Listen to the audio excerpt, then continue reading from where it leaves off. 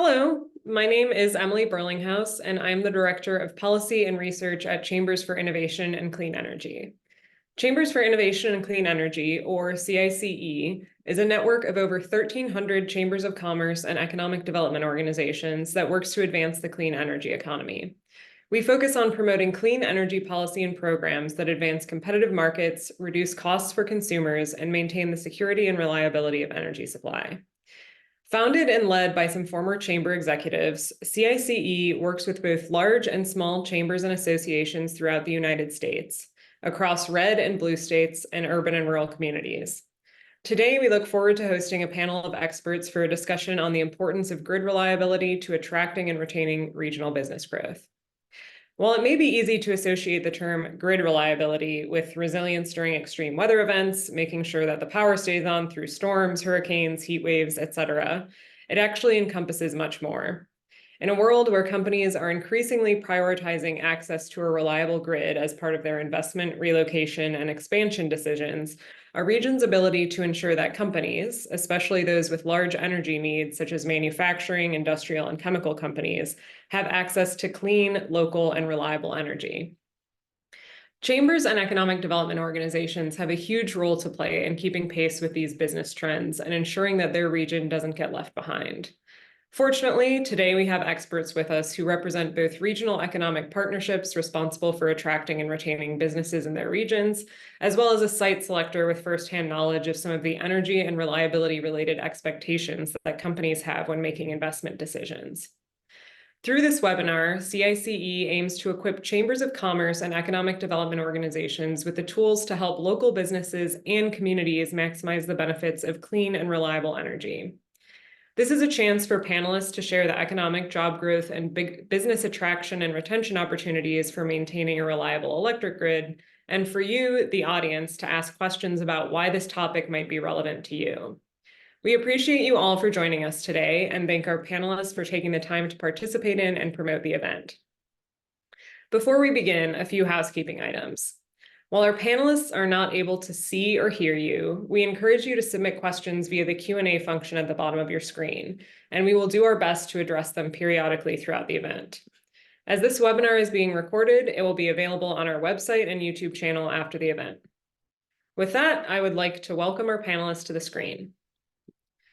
Today, we will be hearing from Bryn Baker, Jose Becerro, Kara Gautreaux, and Zach McGuire, who are able to speak to the needs and priorities of corporate energy buyers, site selectors, and regional economic partnerships.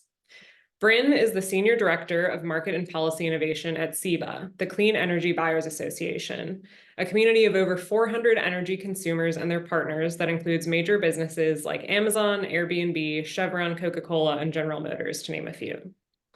Jose is Director of Site Selection and Incentives Advisory at Kroll, where he focuses on clean energy project development, site selection, and corporate business development.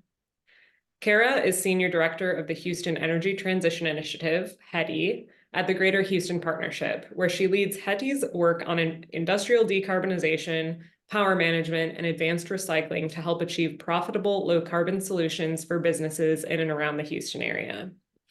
And finally, Zach is Director of Clean Energy Initiatives at the Columbus Partnership and Executive Director of the Columbus Region Green Fund, where he helps recruit clean energy companies to the Columbus region, provide energy advisory services, and help communities access capital for clean energy projects. My first question is for Jose and Zach. So in some ways, you are both on opposite sides of the site selection process. Jose, you spend a lot of time evaluating factors that make a region attractive for investment, while Zach, part of the work at the Columbus Partnership involves attracting and retaining businesses that help drive economic and job growth. Speaking from both of your perspectives, could you share some of the factors that make a region particularly attractive for investment in light of the energy transition? Yeah, I'd be happy to kick off, and thank you, Emily, and for organizing and coordinating this event. It's a really important topic for site selection and the work that I do at Kroll. We represent Fortune 500 companies all over the country, and identifying site locations for new facilities, advanced manufacturing, chemical plants, traditional energy, oil and gas, but also renewables. And there's a lot of key factors that we consider when identifying site locations for for client projects. And one of the top factors, of course, is always workforce and talent. We always want to make sure a region is strong in that regard, and our clients are going to have a easy time finding the workforce that they need. Site locations and low cost real estate is also very important. Existing facilities as well are something that we always look at. The ability to repurpose or transition existing real estate options. But one of the key factors that has really started to bubble to the top of the priority list just in the last few years has been the quality and the reliability of the infrastructure. So we pay a lot of attention to the availability of utility infrastructure from power, water, wastewater, natural gas supply, but also supply stocked for natural or CO2, for example, natural gas, hydrogen, or other supply factors that we look at. So the availability of critical infrastructure is really becoming one of the most important parts of the work that we do in site selection. And in particular, a lot of the clients that we are representing today are in this energy transition space. So traditional energy companies that are wanting to do low carbon solutions, developing an e-fuels business or green hydrogen, for example. And those facilities require even more critical levels of infrastructure reliability, and in many cases, renewable energy resources that are directly connected to the facility. So we're always considering all regions for projects, but regions that can deliver on all the criteria, including the reliability of the grid infrastructure, really seem to be top choices for our clients and the work that we do. Yeah, and for what I could say, I can reiterate first off everything Jose just mentioned. And again, similar to Jose, thanks for bringing together this event and this panel. I think this is similar to what Jose said, a really important topic. In the Columbus region, we are really the primary economic development agency for Central Ohio.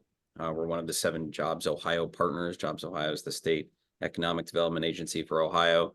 And in the Columbus region, we're really the one region over the past 20 years that has significantly grown. And if you were to ask us, 6 years ago, 7 years ago, what are the top 5 issues, energy and energy reliability likely wasn't on that list. But as Jose mentioned, it has become just an incredibly important issue. Recently, as many of you may know, we recruited Intel to the Columbus region. And over the past 4 years, we've also had a massive growth of data centers. So the ability just to have generation here in the Columbus region has been a massive need for us. And while we have it right now, we need to continue to grow that base to ensure that we can continue to recruit companies, especially now with Intel suppliers looking at the Central Ohio region, the Columbus region, as a place to grow and really develop property in massive amounts of infrastructure. We need to have that generation. But what we know, and we know this from the data we collect on companies that are looking at the Columbus region, that 100% of the projects in our pipeline, and that equates to about $20 billion in investment, about 15,000 new jobs, all of those projects are asking and requiring renewable energy be a part of their portfolio. And that's a really big deal for us in Central Ohio. So not only the reliability piece, which is critical to data centers and the Intels and the chips manufacturing industry, but also the ability to have access to renewable energy assets here in the Columbus region. That's really what is starting to set us apart is energy, affordable energy, of course. And I think that's what a lot of companies are really looking for outside of all of the items that Jose mentioned. I'll give you one example that aside from Intel, one of their supply manufacturers came to us and said, we want to supply our energy entirely with on-site renewables, on-site solar. And that is not the first time we've begun to hear that, but that's the importance of not only the access to utility scale renewables, but also distributed renewable access as well. And the policy and the landscape in the market to ensure that that's something that a company can do without really any hesitation. Yeah, thank you so much, Zach and Jose. I think, from CICE's perspective, because we work really closely, primarily with chambers and economic development organizations, I think it's very valuable to our audience to get a sense of why factors like availability of critical infrastructure and reliable electric supply is really important to an economic development partnership and a site selection agency. With that, I'd like to invite Bryn into the conversation. Since you, Bryn, are a representative of an organization representing the interests of some of these energy users, could you just first briefly give an overview of the profile of some of your members, why they might be interested in issues around critical infrastructure and grid reliability, and what some of the priorities of your members are in this regard? Certainly. Pleasure to be here. And I think I'll sort of build off of what Jose and Zach have already said. But Emily, as you already introduced, so the Clean Energy Buyers Association has 400 plus members that are collectively major drivers of the US economy. They've got 7 trillion in US revenues, 18.5 million employees across the US.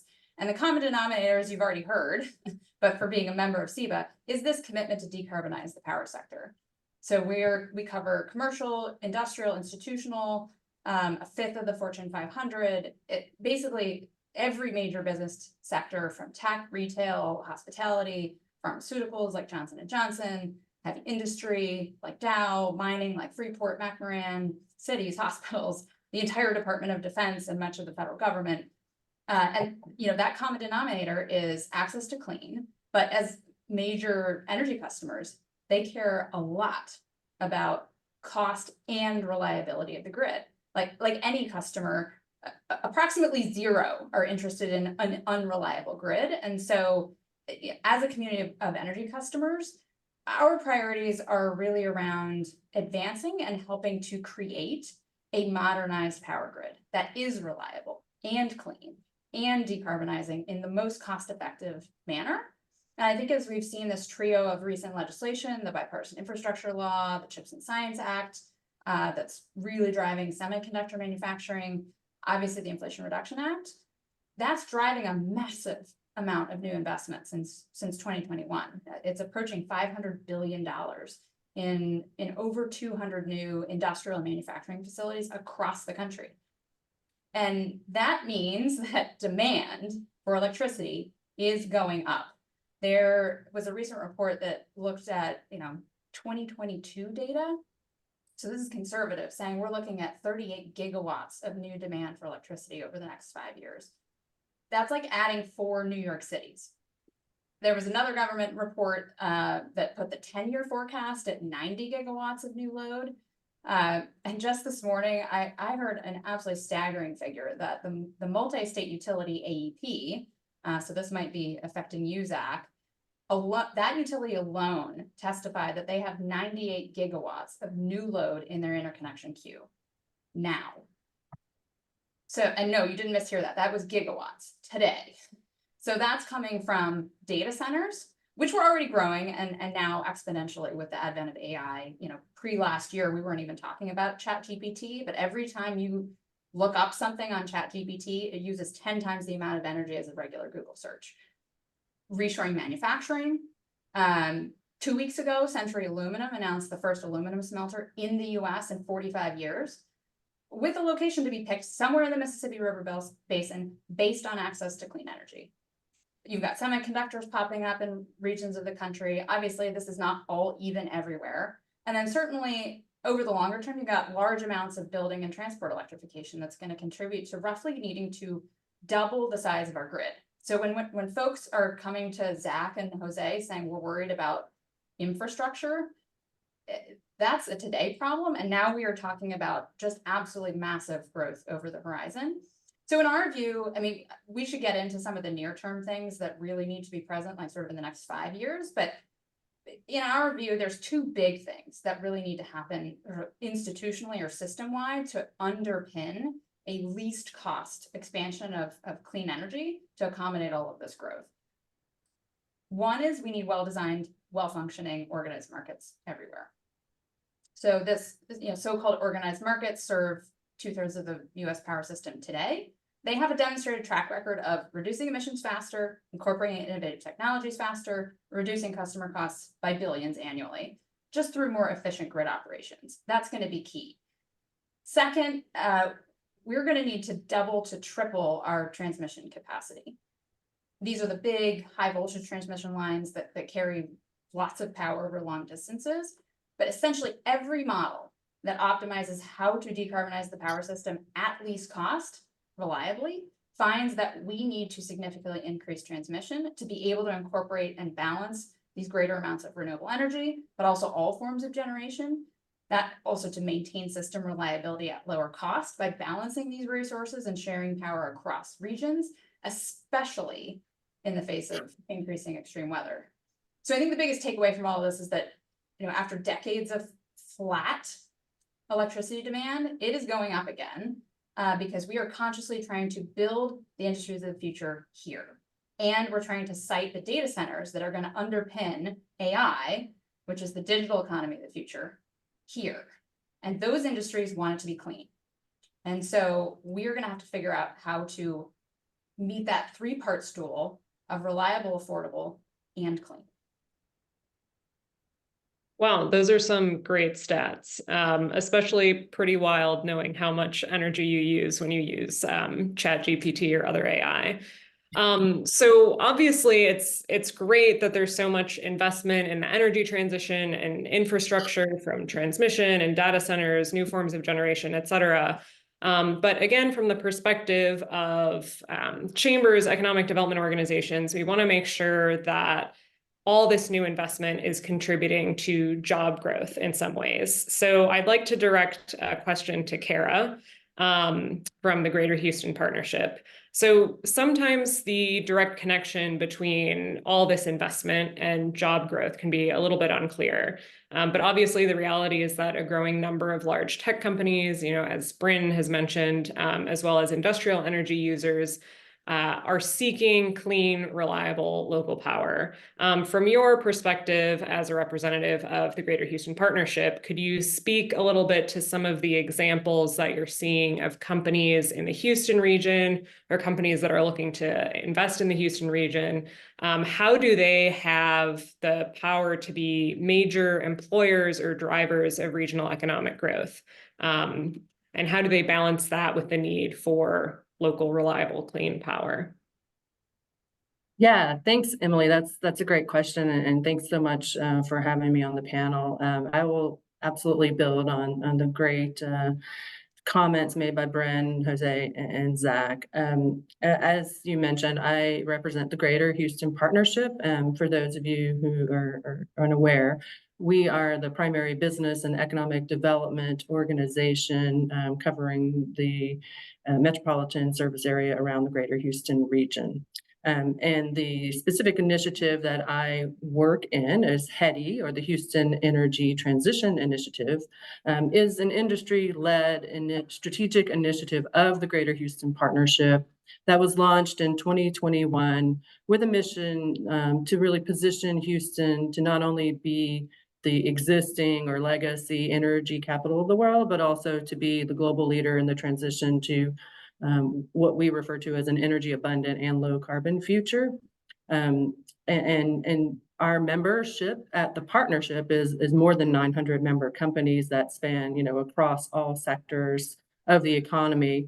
The membership within HEDI is taken from the board level membership of the partnership. And so we have about 25 executive member companies that make up our steering committee and really guide the strategy of the work that we do around energy transition. And those member companies really run across the whole energy value chain, from large incumbent energy companies to renewable companies, to technology companies, to kind of more of your service and EPC based and consulting type of companies. And so within that membership, I would say that there's been a really strong driver for all of these companies to ensure reliable and clean power, primarily, from our industrial energy and technology companies within the Houston region, and really building on the comments that made by my fellow panelists there.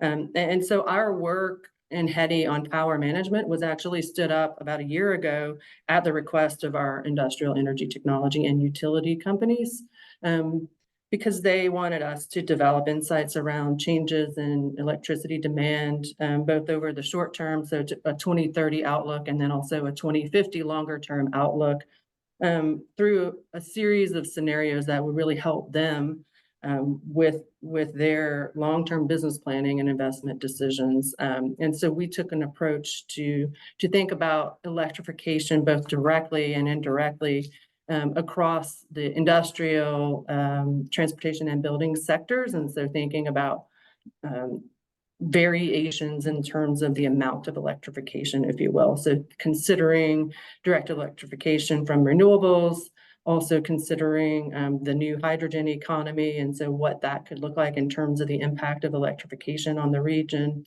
And also what we called a mixed fuel scenario for the future of Houston, where we looked at kind of an all of the above approach, where we have electrification of some processes, and then we employ fossil fuels with carbon capture use and storage, for example, as well as hydrogen in those scenarios. But bottom line is that regardless of those electrification scenarios, they all show a very sharp increase in electricity demand on the forecast, especially to 2050 for the Houston region. And so our businesses, our member companies need that information to prepare best for that. The outlook to 2030 that we're seeing is, a moderate increase in electricity demand. But then we really open up from that period of 2030 to 2050. There's a lot of uncertainty, obviously, but we're seeing, our scenarios projecting a 2.7 to 3x increase in demand across the region, and not even really focusing on the new and emerging data center demand growth that we could see. That's a sensitivity that will drive even additional demand on top of what we're seeing. And so it's really important for our member companies. And I would say that, for us, this is reflective of diverse set of stakeholder companies coming together, all with that understanding that, we're going to need a multitude of solutions to try and meet that energy demand. Our focus here is really just on the demand side, but we know there's a lot of, there's demand management solutions out there. There's supply side solutions out there that I'll talk about a little bit later. But certainly all of this is attractive for our existing companies in the region, as well as our economic development prospects for attracting new companies to the region, and building on something that Brent said just now. A significant number of the new business opportunities that we're seeing through our economic development division are increasingly focusing on access to clean, reliable, and local power sources. And so that is having, a concrete impact in terms of the economic development wins that we're able to get for the Houston region, in terms of new businesses coming to the region as well. So it's really an impact on both the existing infrastructure system, as well as, our growth plans for the future. Right. Just add to underscore your point, Kara, that, renewables have been and are going to continue to be an important piece of the picture going forward, but not the only piece. But they have saved energy customers in Texas an incredible amount of money just by being low cost, $22 billion in savings over the last decade. So that's a big part of why you're seeing businesses say, we want wind and solar amongst a portfolio of options, because they're cost savers. Yeah. And we have leading positions, in both wind and solar production generation here in Texas anyway. Yep. And I just want to add, to Kara's point, I previously worked with Kara at the Greater Houston Partnership, and I'm familiar with the region, but the Houston region is a great example of how industries can come together to improve the reliability of the infrastructure. For example, the energy industry in the Greater Houston Gulf Coast region are really the primary procurers of renewables in the Houston region. And so that's really that's driving a tremendous amount of demand for, traditional oil and gas refineries, petrochem, LNG terminals, but also all of these new e-fuel and energy transition projects and facilities that are coming online. They're all looking for renewable energy resources. not just from, you know, an ESG perspective, and that's an important reason, but also just from a reliability perspective and the end product that they're producing. If they're producing a green hydrogen or green methanol product, depending on the market that they're selling that final product to, those, especially in Europe, they have very strict requirements on what classifies as a green fuel or an e-fuel. And so in some cases, you have to be 100% powered off of renewables at your facility, or even behind the meter powered through a generation netting structure. So, you know, the Houston region is a great region to point to. I think right now in the ERCOT market, for example, there's already 50 gigawatts of new power generation projects approved and fully through the security screening, financial securing of financial resources, and also the interconnection agreements. And about 15 gigawatts of those 50 already approved are in the Houston region. So that really goes to show energy intensive regions, you know, are looking for new sources of power generation and increasingly renewables. Yeah, that's a great point. I'll just jump back in, Jose. We're increasingly, you know, seeing new energy evolving away from kind of this idea of incumbents versus renewables, where everything is starting to be more integrated into the future. And great examples there of, you know, like offshore oil and gas platforms that'll be utilizing solar or wind energy to power them into the future. So not necessarily the old business models. A lot of growth opportunity there. They made a movie about this. It's called Everything Everywhere All at Once. Love to see that one. Thanks. Not really, but the title's Yeah. All right. Yeah. Thank you everyone for contributing. I think it's really, really good to get a sense that, you know, it's a really diverse group of companies, a lot of different types of companies that are looking for clean, reliable solutions. So it's not just, you know, the Apples and the Googles and the Metas of the world. It's really across the gamut, whether you're a chemical company, industrial, tech, et cetera. This need for clean, reliable energy is becoming pretty ubiquitous, much more so than I think it was a few years ago. And not just for, you know, ESG or sustainability reasons, but, you know, as you all mentioned, for the cost savings potential as well. So we have a couple questions from the chat that I'd like to get to. One is about what role RTOs play in the balancing of regional grids. So I can answer that quickly. I know Bryn has responded as well. So my understanding is that RTOs, or regional transmission organizations, basically serve three functions. They're market operators, system planners, and system operators. And they're basically responsible for maintaining system reliability and operating competitive electricity markets. So they do have a pretty big role in balancing regional grids. But since Bryn responded already, I'll hand it over to her if she has anything additional to add. I think you just answered it very well. That's Okay. kind of why we support it, because it's not that they're the only way to operate a grid, but they have visibility into a wider set of regional operations, which provides dynamic optionality to incorporate lots of different types of technologies on a more neutral basis, operating that very dynamically. You know, they're not perfect, they're far from it, but they offer some significant advantages in terms of market operational efficiencies, which helps lower costs and do things faster, generally speaking.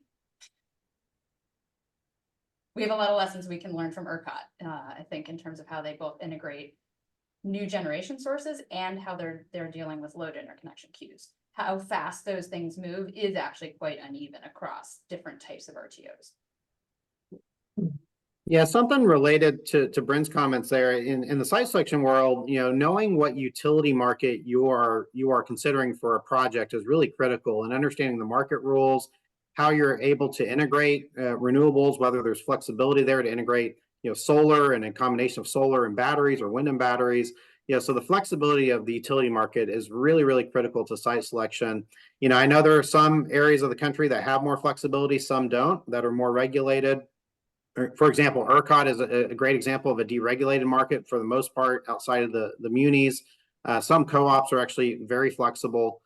So understanding the utility market is really a big driver of the internal decisions we make in the site selection world on where to steer clients. One recent example I came across was what Alliant Energy is doing in kind of in the upper Midwest, kind of Wisconsin, Minnesota, Iowa area, where they are really aggressive and proactive on economic development. They're actually going out and pre-packaging industrial site locations that are closely tied into robust utility infrastructure. So you already have a combination of factors there that they are solving for you from a site selection perspective. And they also have the ability to go out and site and procure renewables to serve those industrial sites. So some parts of the country are highly organized. I know Ohio, for example, is also very proactive in terms of integrating renewables. And so I think that really is a big driver in site selection. And just quickly to bring it back to sort of our core audience here, what are some potential ways that chambers or economic development organizations could engage on some of these issues? So obviously there's, with some chambers of commerce or economic development organizations, there are staff who can engage on these policy issues at the state level, potentially less so on the ISO RTO level. But it would be great to hear some of anyone's thoughts, really. But maybe I'll start with Zach on, how chambers or economic development organizations can engage on this. Yeah, I think the first thing, I would look to do is really to engage your businesses, engage the community and understand what their needs are. Obviously, a lot of us have, pretty good understanding. I think Kara's a great example of really having a program even built around the specific issue, but being able to have even a small group, a task force, a subcommittee of your membership that really is thinking about this in a holistic and intentional way.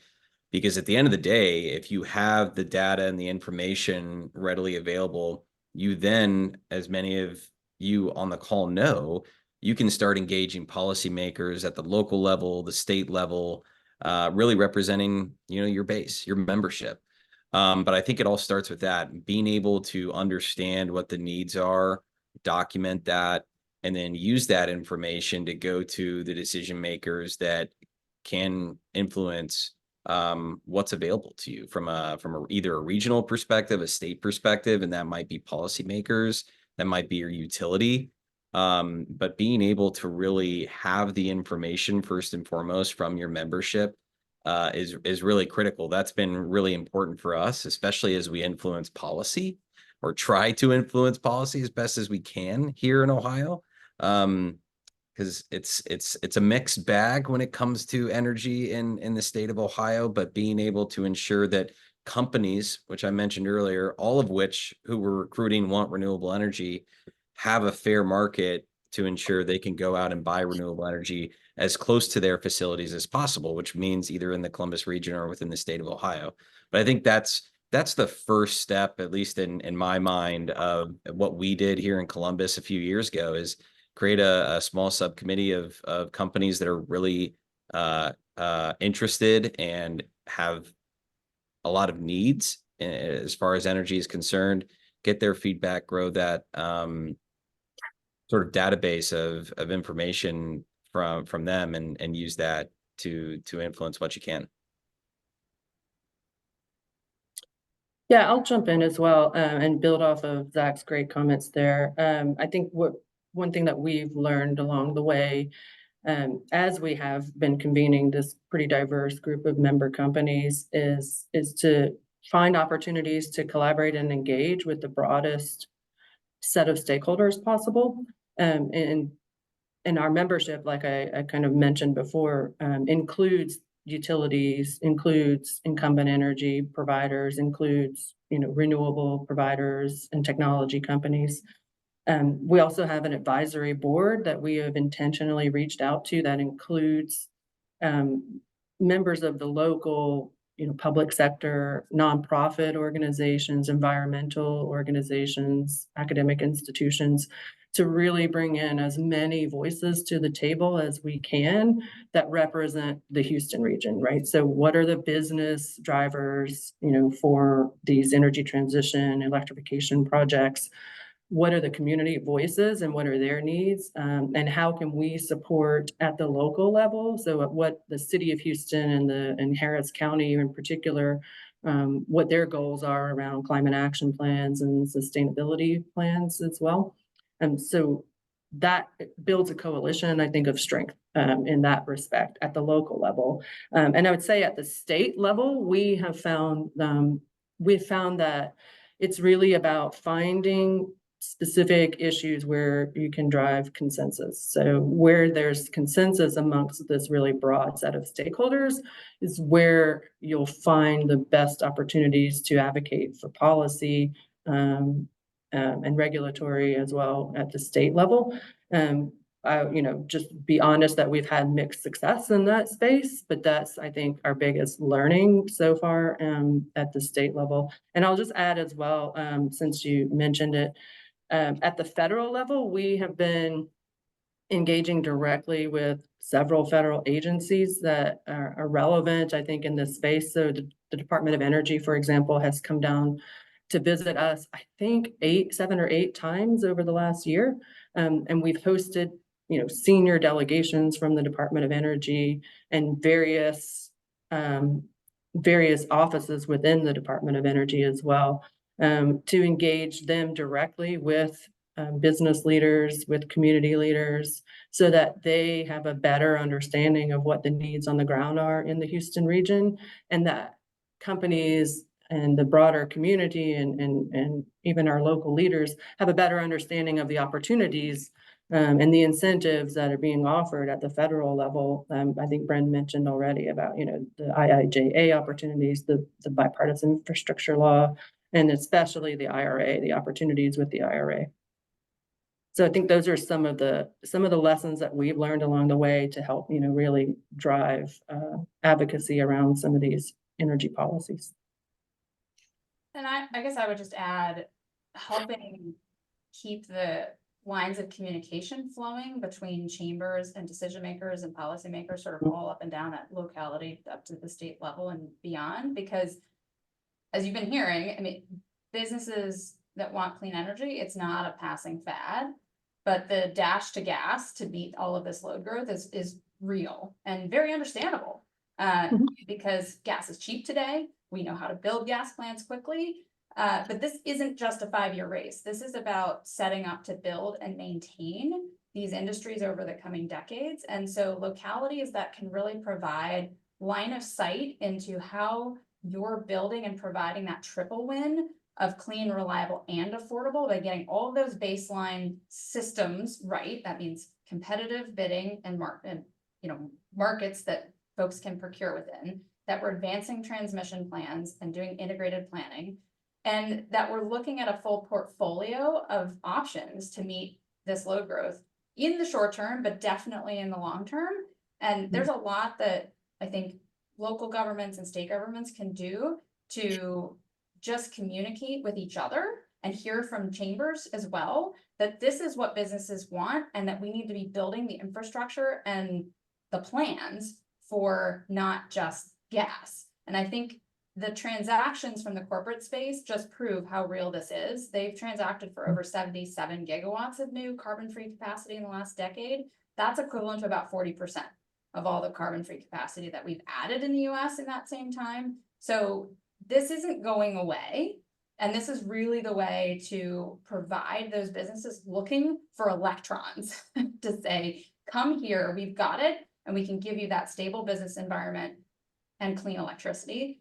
But the reliability piece has to be factored in by really looking at a suite of technologies, transmission, and market forces.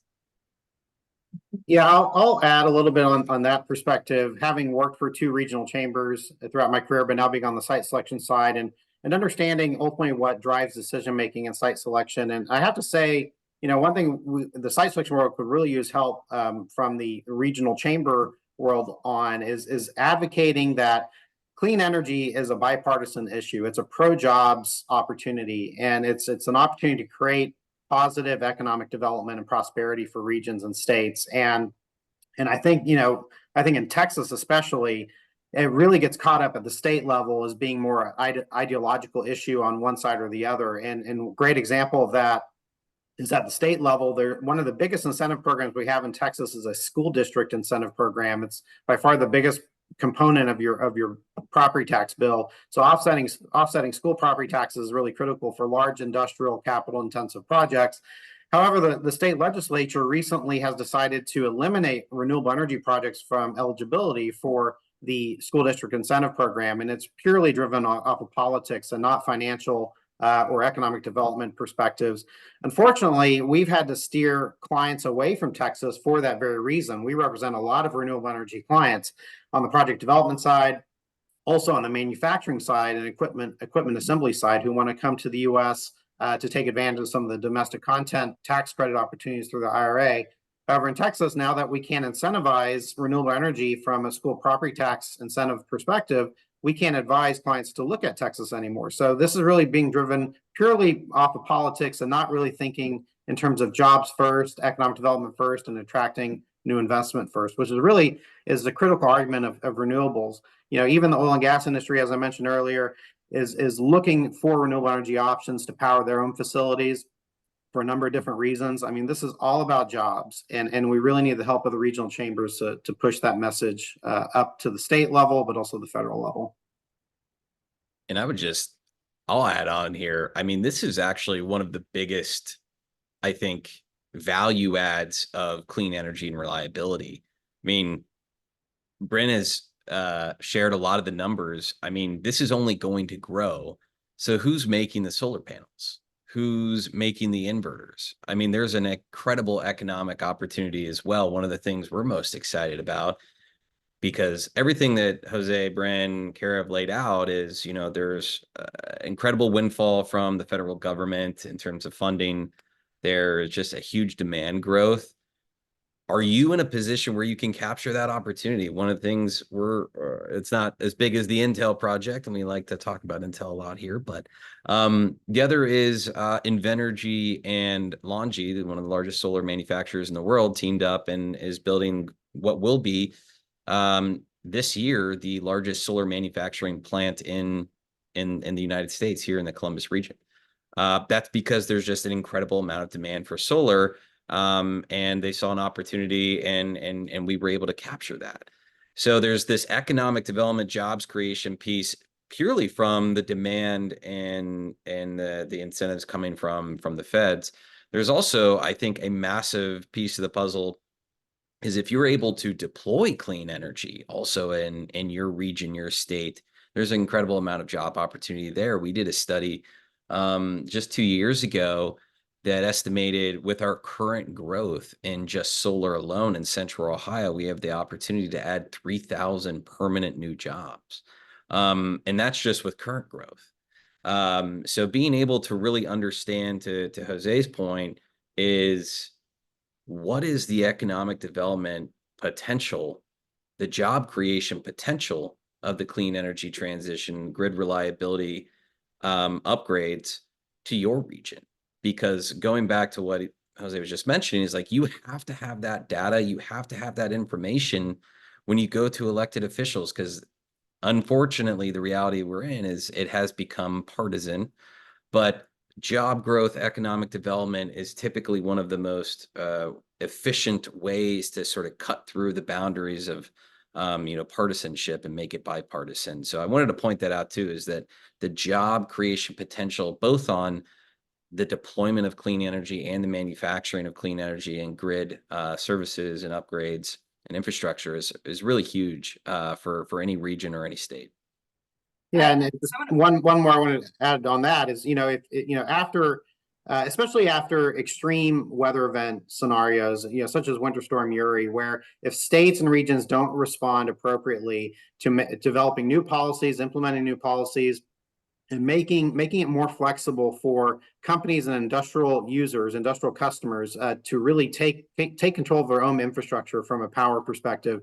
You know, two great examples of that is after Winter Storm Uri, two big projects that were looking at Austin, Texas, for example, ended up locating just outside of Austin because they had the ability to control their power infrastructure more reliably.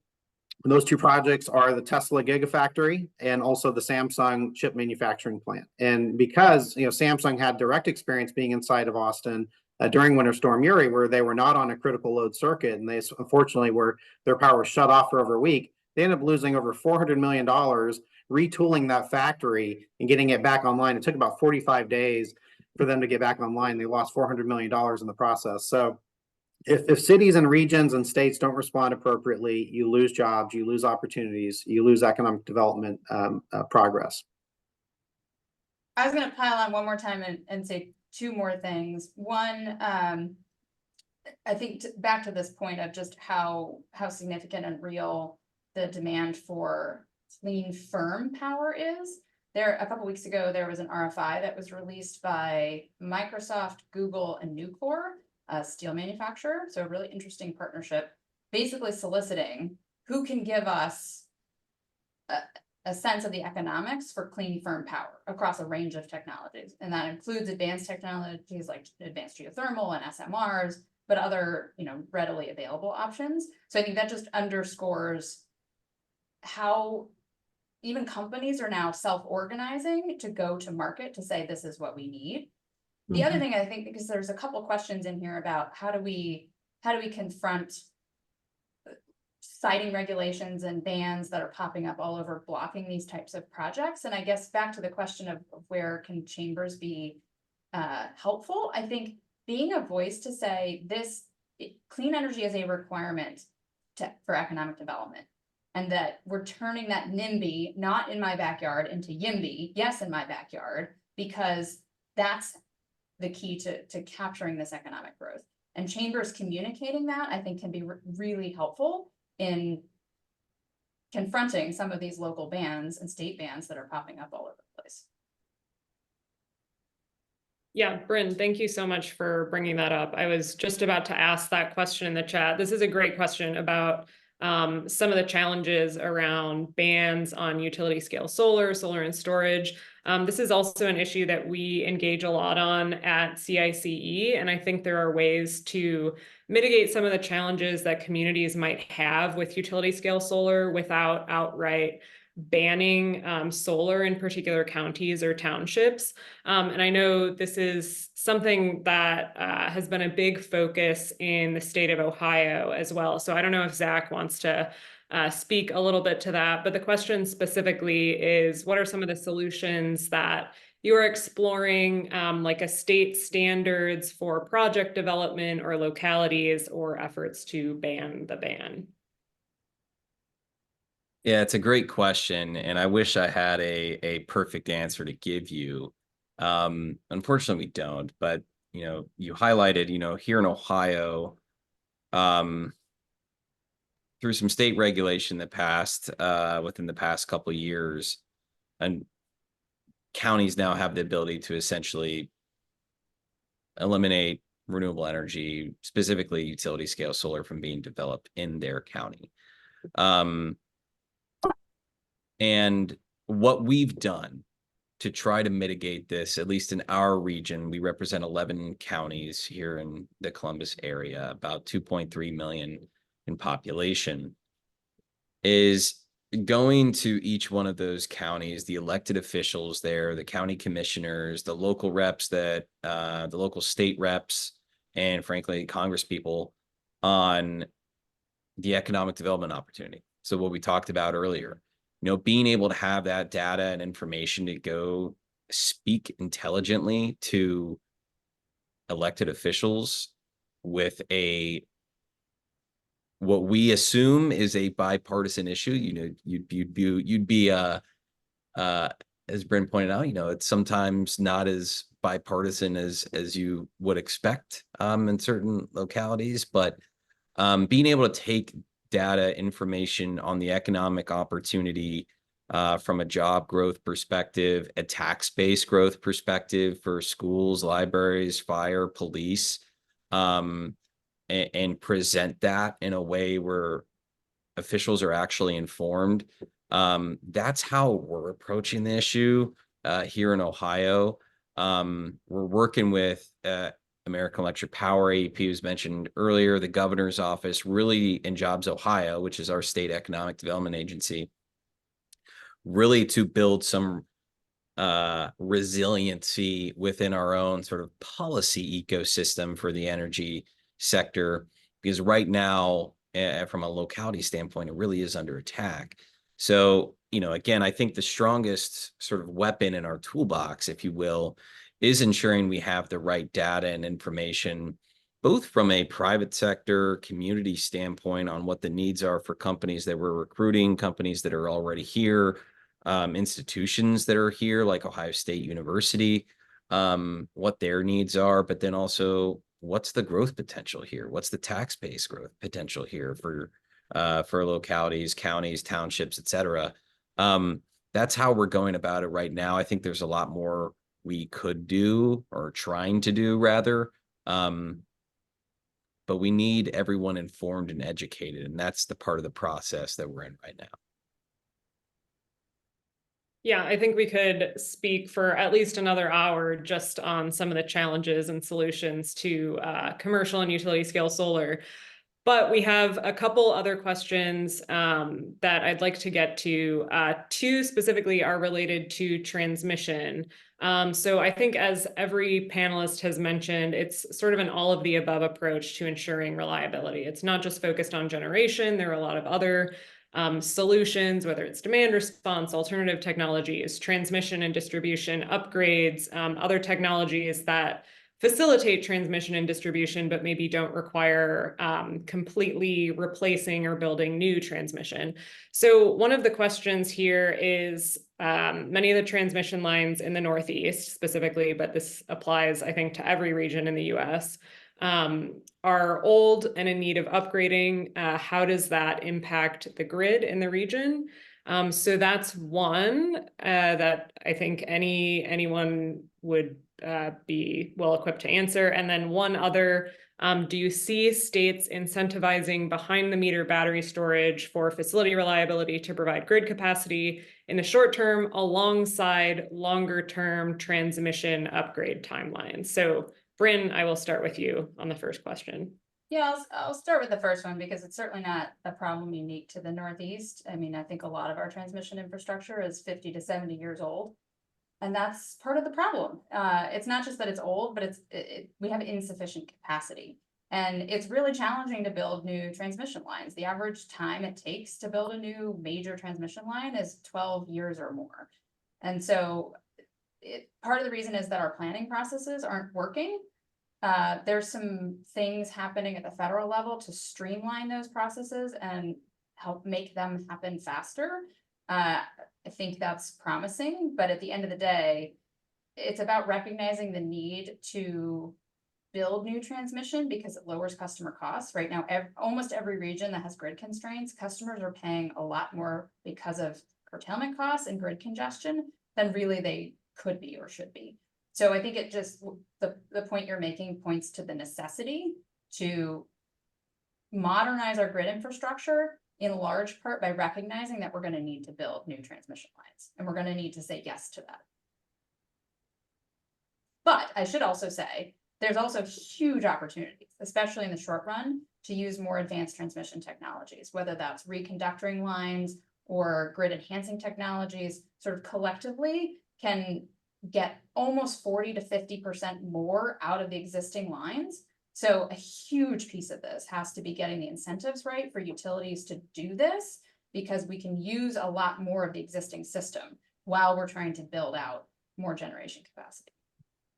Yeah, I think that's a great point, especially since it's a tougher sell because of the upfront costs of building new transmission lines. But of course, over the long term, you end up saving a lot of money by reducing congestion, facilitating, more efficient. Transmission lines typically pay for themselves sort of 2-to-1 benefit to cost ratio. So there's significant investments, and the key is to really look at the existing rights of way to make the siting process easier. I mean, I think this question is directed at the Northeast because it's, you know, it's a prime example of just how difficult it is to put new lines in place. That's why using existing rights of way is going to be really, really important. And increasing the capacity of the existing lines. Reconductoring again is going to be just, it offers a huge potential to use the existing infrastructure and get more out of it. And does anyone want to address the second question, sort of balancing behind the meter battery storage with transmission upgrades? Well, I will talk about behind the meter because it is an important consideration for our client projects, especially our large industrial client projects. You know, in Texas, we have a lot of renewables installed, over 60 gigawatts, a lot of wind and solar in West Texas, which are, you know, it was great that Texas proactively extended transmission lines out to West Texas to harness the wind and solar. However, it's about 200 miles away from the load centers in Texas, which are primarily in the Texas Triangle region. Between Dallas, San Antonio, and Houston. So getting that power all the way back to the load is challenging, especially when you have huge weather changes and differentials between West Texas and East Texas.